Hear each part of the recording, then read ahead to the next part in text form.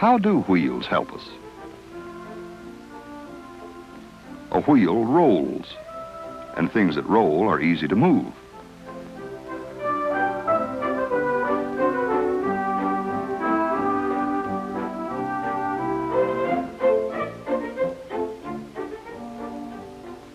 It's much harder to slide something than to roll it. As the barrel slides over the rough cement, the boys have to use a lot of strength to move it. The barrel is rubbing against the sidewalk. At the same time, the sidewalk is rubbing against the barrel, slowing it down. We say it slows down because of friction. Stop sliding and you reduce the friction.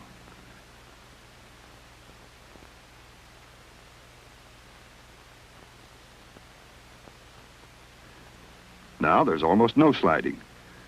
So the boys are working against very little friction. That's why a rolling object is easier to move.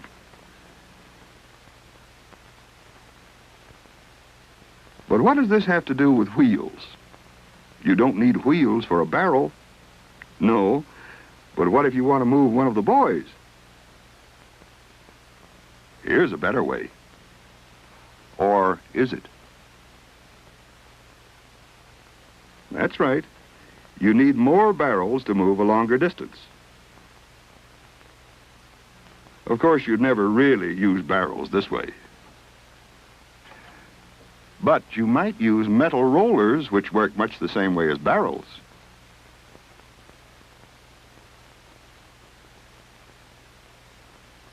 Rollers or barrels are not so good for moving boys.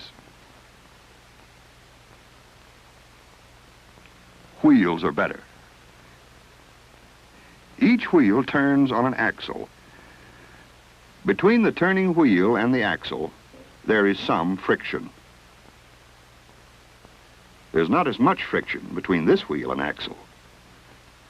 The roller skate wheel turns easily because it's on ball bearings.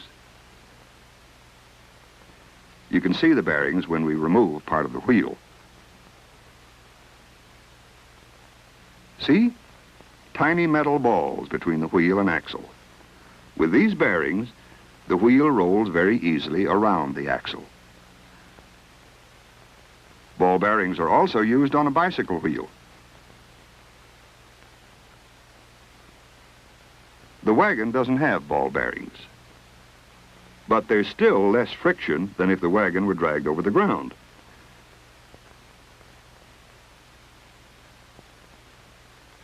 Notice that each wheel is free to turn by itself. The axle doesn't turn with it. But sometimes wheels are fastened to an axle.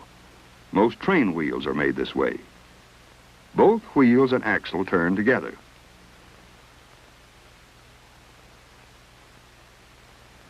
These toy wheels are fastened to the axle in the same way. See? If you turn one wheel, the axle and the other wheel turn also. This doesn't work so well when you try to make the wheels follow a circle. The outside wheel skids because it isn't free to turn a greater amount than the inside wheel.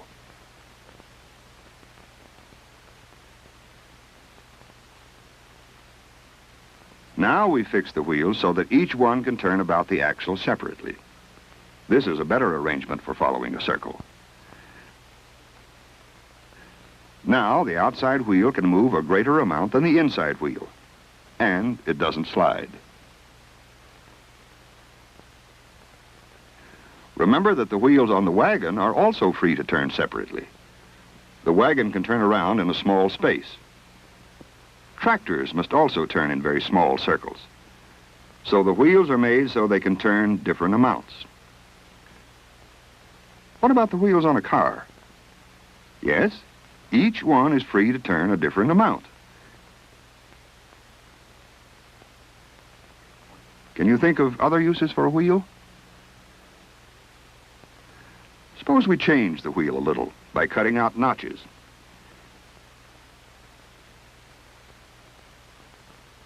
Now, it's a special kind of wheel, a gear. The notches, or teeth of the gear as they're called, can fit between the teeth of another gear. So if you turn one, you turn the other. They turn at the same speed because they're the same size. By making one gear smaller than the other, with fewer teeth, we can make one gear turn faster than the other. How can we be sure? Mark both gears to give each a starting line. Now, watch the line on the small gear as we turn the large one. See?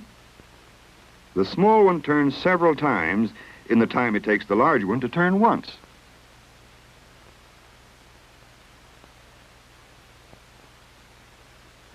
Gears of different sizes can help us in many ways. A hand drill works with gears. The hand turns a large gear. The large gear drives a small gear connected to the drill. The drill turns several times each time the hand goes around once. So it's possible to turn the drill very fast. When you turn the pedals of a bicycle, you're turning another kind of wheel, something like a gear. A sprocket wheel. The sprockets, or teeth of this wheel, fit between the links of a chain. The chain moves when you turn the wheel. The sprocket wheel with the pedals is much larger than a second sprocket wheel attached to the bicycle wheel. So each time your feet go around once, the rear wheel turns several times. That's one of the reasons you can go so fast on a bike. A sewing machine makes use of wheels driven by a belt instead of by a chain.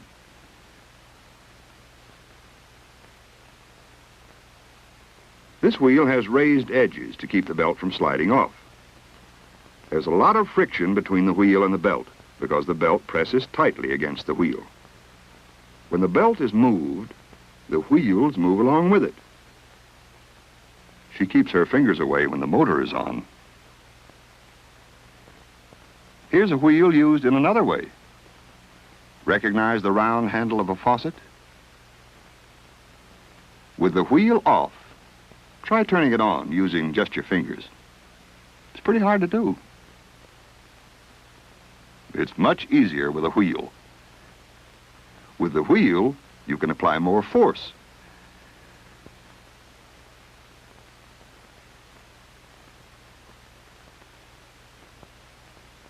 This boy is applying force to a wheel on this cart.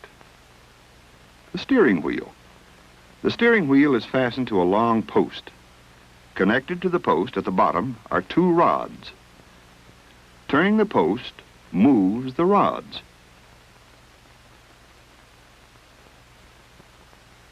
The other ends of the rods are connected to the front wheels, controlling their direction.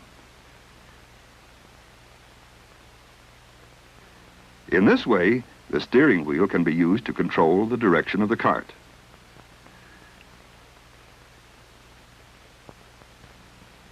You've seen some of the ways in which wheels help us. But have you seen all the ways? Of course not. There are many, many other uses for wheels. Just look around you.